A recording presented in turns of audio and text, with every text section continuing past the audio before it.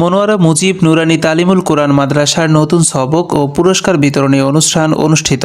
নোয়াখালী থেকে ইমতিয়াজ উদ্দিনের পাঠানো তথ্যচিত্রে বিস্তারিত জানাচ্ছি মাসুম বিল্লাহ।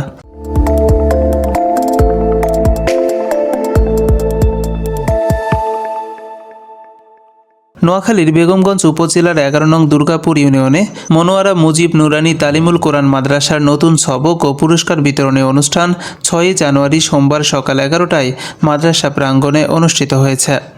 মনোয়ারা মুজিব নুরানী তালিমুল কোরআন মাদ্রাসা পরিচালনা কমিটির সভাপতি নুরুল ইসলাম আজাদের সভাপতিত্বে ও কোষাধ্যক্ষ আলহাজ আব্দুল ওহাব খন্দকারের সঞ্চালনায় অনুষ্ঠানের প্রধান অতিথি হিসেবে উপস্থিত ছিলেন বিশিষ্ট শিল্পপতি ও অত্র মাদ্রাসার প্রতিষ্ঠাতা আলহাজ খন্দকার মহিউদ্দিন। বিশেষ অতিথি হিসেবে উপস্থিত ছিলেন 11 নং দুর্গাপুর ইউনিয়ন ইউপির চেয়ারম্যান আবেদ সাইফুল কালাম, বিশিষ্ট সমাজসেবক মনির উদ্দিন খন্দকার, প্রবাসী নিজাম উদ্দিন সহ প্রমুখ। এছাড়াও উপস্থিত ছিলেন অত্র মাদ্রাসার প্রধান শিক্ষক মোহাম্মদ রাশেদুল ইসলাম, সহকারী শিক্ষক ইস্কান্দার মির্জা নির্জন সহ মাদ্রাসার শিক্ষক মণ্ডলী, পরিচালনা পরিষদ, শিক্ষার্থী এবং অভিভাবকবৃন্দ।